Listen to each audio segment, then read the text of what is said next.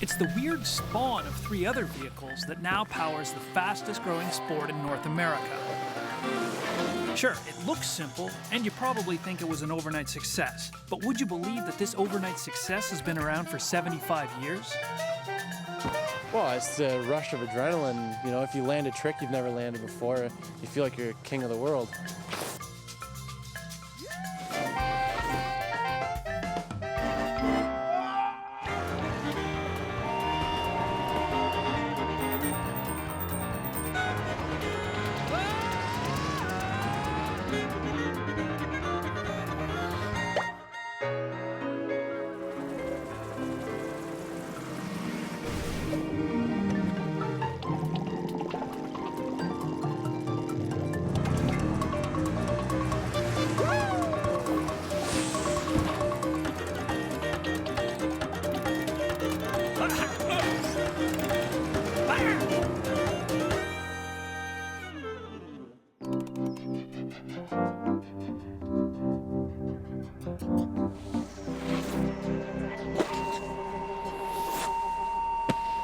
You start with snow, add a little zen, and my friend, you have snowboarding.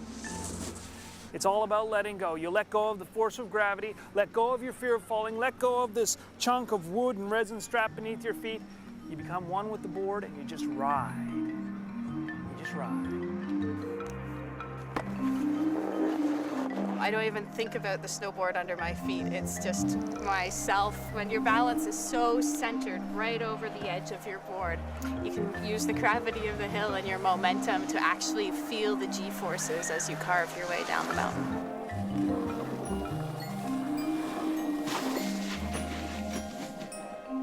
It feels like you're balanced on a thin little line. It feels incredible. Mary Binstead is one of the modern generation of snowboarders. My brother got a snowboard, so when he'd go in for lunch, I'd sneak out and I'd steal his snowboard, and I learned that way. I think snowboarding, it's the fact that your body all works together as one unit, and you only have one main piece of equipment to worry about. When you're skiing, you have 2 skis, you have 2 poles, and you have 2 really hard plastic boots, and even just getting that stuff from the parking lot can be rather hectic. A snowboard is much more simple, and I think a better feeling because of it. It's not just the feeling that's different. Boarders and skiers actually move in different ways. Here's a skier. He takes sharp, short turns, but basically goes straight down the run. Now here's a snowboarder, weaving and carving from one side all the way to the other. But according to Mary, the differences go deeper than that. When snowboarding first started to appear on the hill, it was the alternative. You know, it was the counterculture. Since then, it's come into its own. It's got its own character, it's got its own style. You're free to do whatever suits you. Snowboarding could be considered a jumble of other sports. The stance comes from surfing, the technology is borrowed from skiing, and the attitude? Total skateboarding. Gravity pulls the snowboard down the hill, but friction wants it to stop. So snowboarding is all about controlling these forces of nature. Making the board go when you want it to go, and stop when you want it to stop. The mechanics of a snowboard are actually quite simple. Boots and bindings keep you strapped to the board, and that's it, right? Wrong. Here we go. The base of the board looks smooth, but up close, and I'm talking about super close, it actually resembles a sponge. As the board moves, sharp little crystals of snow get caught in the gaps of the sponge, creating friction and heat. The resulting microscopic layer of water creates suction, which in turn creates drag and slows the board down. Riders use wax made up of smaller molecules than those in the base material. Wax fills the gaps, reduces the friction, and increases your board's speed. Great, so now you're going really fast. Maybe you would like to be able to stop. I know, sharp steel edges. It's the edges that allow the rider to transform careening out of control down a hill into a thing of beauty. The edges are as important to the board as good tires are to a car. Without them, you would just slide around, out of control, like a hockey puck. But with them, the hard steel acts like a knife edge slicing through snow and ice, grabbing and releasing on the rider's command. So there's the simple snowboard technology. The story of snowboarding began with a guy whose idea of a perfect Sunday afternoon was a breakneck rush down a snowy hillside, standing up. The guy was Vern Wickland. That's him with the smoke. He made his first makeshift board in his teens because his parents couldn't afford to buy him skis. It was made out of barrel staves with a strap for his rear foot and a rope to hang onto. To steer, he used a walking stick like a rudder.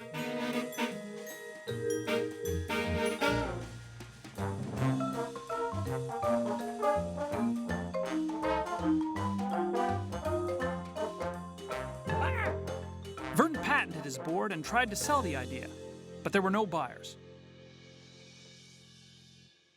The forerunner of the modern snowboard was something called the ʻsnurferʼ. Think of it as a skateboard without the wheels. It debuted in the 60s and gave surfers and skateboarders something to do in the winter. Well, the ʻsnurferʼ went the way of the hula hoop and bell bottoms, but what remained was the idea that riding a board instead of skis down a snowy slope could be a new sport. The idea had legs, albeit shaky ones. Entrepreneurs started designing and making boards in their garages. The boards were little more than slabs of wood with foot straps, but guys like Pete Wheldrake found them irresistible.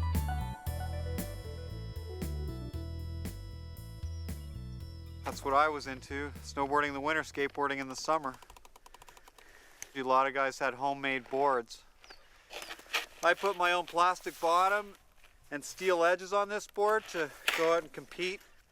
Peter got the idea for these modifications from skis, and he wasn't the only one. Wherever there was snow, there was some guy sliding around on what would soon be called a snowboard. Jake Burton is the guy who turned that slab of wood into what it is today. This is a board called the Performer, which was made early 80s, and it was a great board in its day. As you can see, it's got these fins which gave you a lot of direction, but also made it difficult to slide the board in turns. So it was a great board to ride in powder, but not a board that worked terrifically well in hardpack, very difficult to ride. People were looking at skis and saying, okay, I want to get around this turn as fast as I can. My board's sliding out, and okay, steel edges might make it better. Soon, board makers began to follow the lead of people like Pete and put edges on their pre-made boards. This was time-consuming and expensive. In 1985, Burton Snowboards launched a new line that was more like a ski, less like a surfboard. This is a Performer Elite, which was one of the first boards we made with ski-type construction. It's a molded product. The fins are still there, and it was just something we thought we needed them. Ultimately, we really didn't. We just took them off, but they'd gotten a lot smaller, as you can see, and the board has steel edges. It's got a P-Tex base. It's really essentially a wide ski construction. The new features allowed riders more control over their board. It was easier to carve a turn or stop on a dime. That control created new, cool possibilities. So control is possible, even more so with today's boards, as I am, hopefully, about to demonstrate. So you're going to teach me how to use this thing, huh? Yeah, you look pretty excited to go snowboarding today. Yeah, well, I'm pretty psyched. Excellent. So we've come all the way up the hill now. Yep, the hard way. And there's a guy up here who seems to be judging me. Oh, no, he's just concerned for your safety. We're going to pretend that our board is actually a gas pedal. All right, okay. We're going to push down on our toes. When you push down on the gas, your board goes. Right. Great. Now, foot off the gas, and it stops. Great. And you're going to say, green light, so I go. Go, man. Come on. And red light. You stopped because I was winning. Yeah. Okay. So, everything you do on one side in snowboarding, You gotta have to learn do on the other other side as well. So,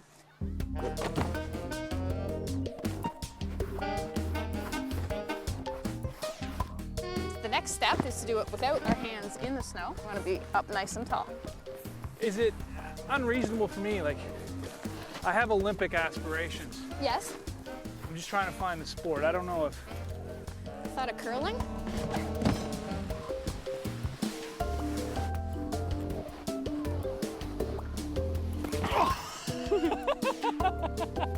I think you can do this one by yourself. One big turn and a stop. I just don't want to kill anyone. Oh, wait, there's Wow. one. It's daredevil antics like this that kept snowboarders Very nice. off the ski hills. The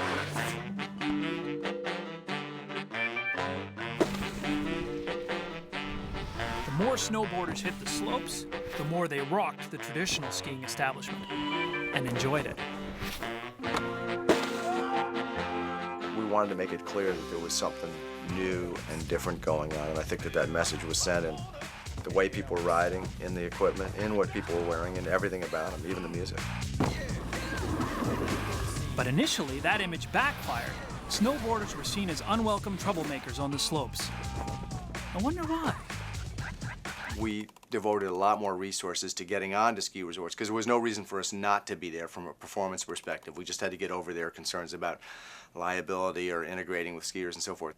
One slip up, one bad collision with the wrong person, and we'd be out of there. It was tough. We had to weather a lot of that stereotyping and pigeonholing of the sport as this sort of weird, extreme activity. But like everything else, you know, the sport weathered it because it was worthy of it. Ski hills began reluctantly allowing boarders up the lifts and down the slopes. But their skepticism turned to enthusiasm when they realized that this was a new market ripe for the picking.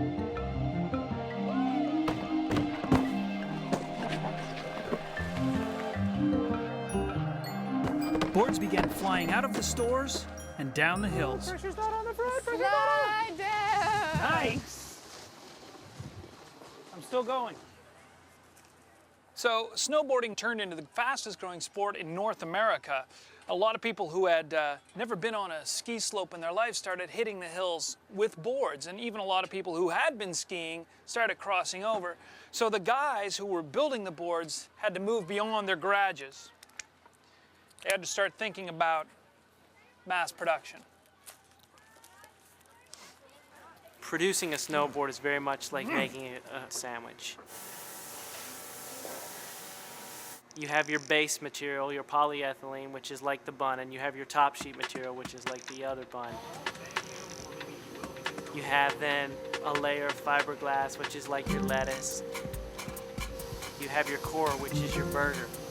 The core is the heart of a snowboard. Most are made out of wood, but high-performance boards, like mine, use aluminum cores. The metal edges are placed around the base. The board is then covered with resin to harden it.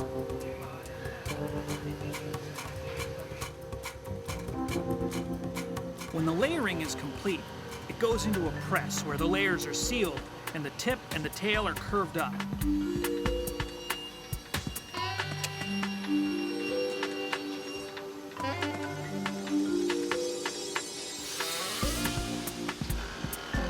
More than 40 pairs of hands construct a snowboard.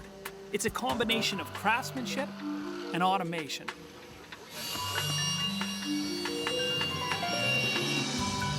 The next step is the sharpening of the edge. They call it tuning.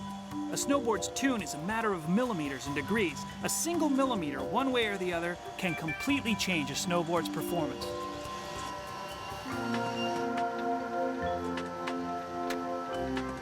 In areas where craftsmanship and the human touch is needed, we integrate the human touch. But on an edge tune, consistency is key. So we bought a robot.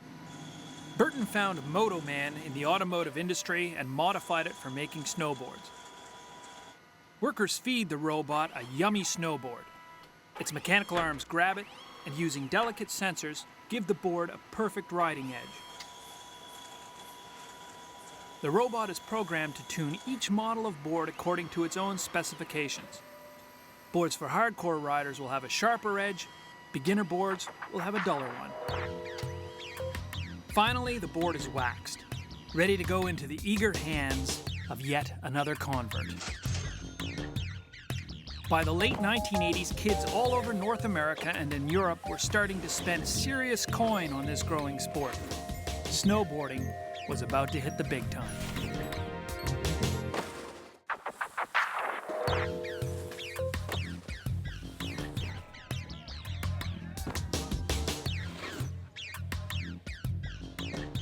By 1995, snowboards were no longer a counterculture curiosity.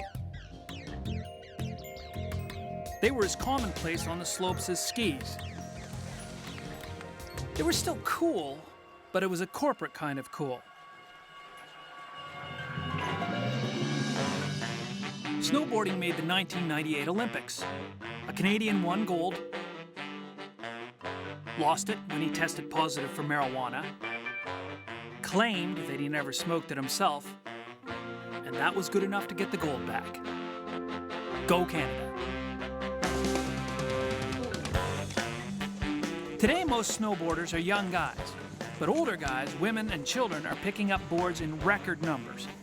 The snowboard itself has merely become one part of a multi-million-dollar industry.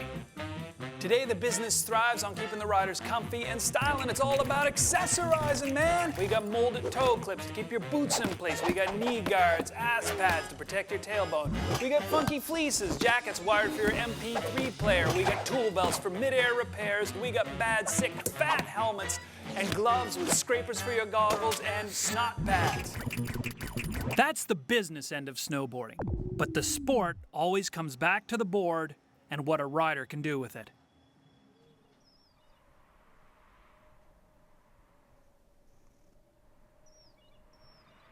In the quiet of Ontario's Haliburton Hills, a group of snowboarders have gathered for an annual tradition. For one day every year, these veterans of the sport come to Poverty Hill to test their skills and challenge their limits. Yeah, go wherever you want. Those cliffs there, none of us have ever gone off of there, and it's all stumps and logs in there. So spot your landing first. It's backcountry riding, and it seems insane. But for Peter Wheldrake, it's snowboarding in its purest form. We got all kinds of like miles and miles of terrain that we can snowboard here, totally untouched powder. Backcountry, it's the biggest reason that everyone does it is the fresh snow.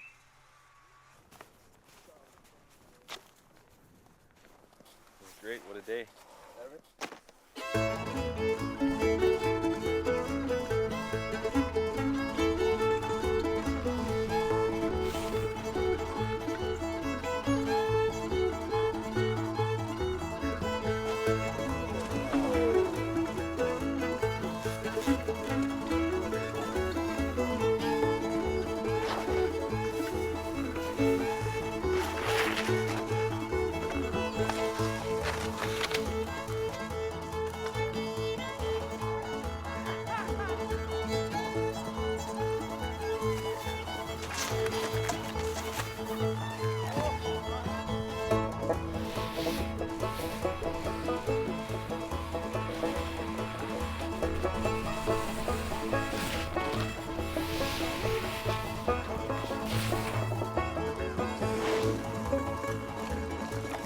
For other riders, the challenge is not about what's beneath the snow. It's about getting big air.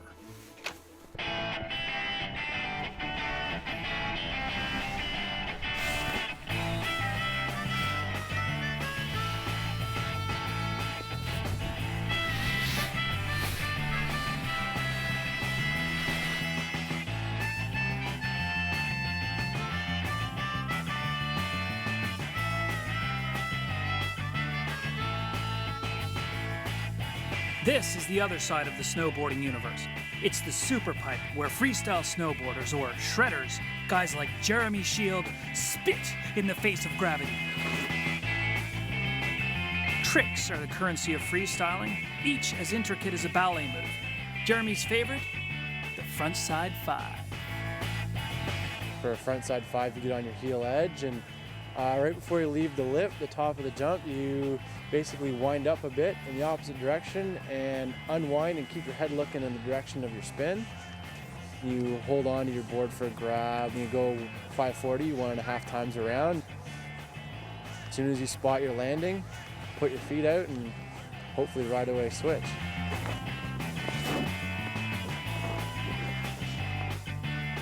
So what do you say, guys? Should we do a chain? Yeah. 3 hits? Yeah. Hit, then 5? Yeah? Yeah, right on. A shredder snowboard is designed especially for tricks. It's short for easy handling, wide for good stability, soft so it can flex through the super pipe, and as light as possible. Jeremy's snowboard is his constant companion. I first got into snowboarding because I wanted to hang out with this girl, and I was a skier, and so I convinced my parents to sign me up for snowboard lessons, and I thought that, you know, if I could learn to ride, she'd ride with me and we'd hang out. And actually it worked. The girlfriend didn't last, but the snowboard, now that's a love story. That was 10 years ago, and I've been snowboarding every day I possibly can ever since. Snowboarding's part of me now.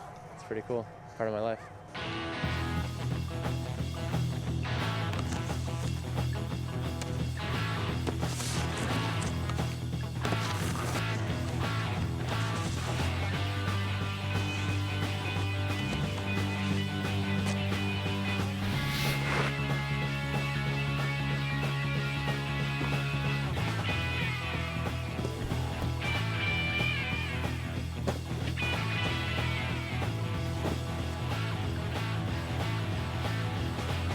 It's tons of fun. It's a good atmosphere, hang out with friends, you get a rush out of the jumps and stuff. Going fast and getting big air is where the thrill is. That's what it's all about. It's a rush of adrenaline. You know, if you land a trick you've never landed before, you feel like you're king of the world.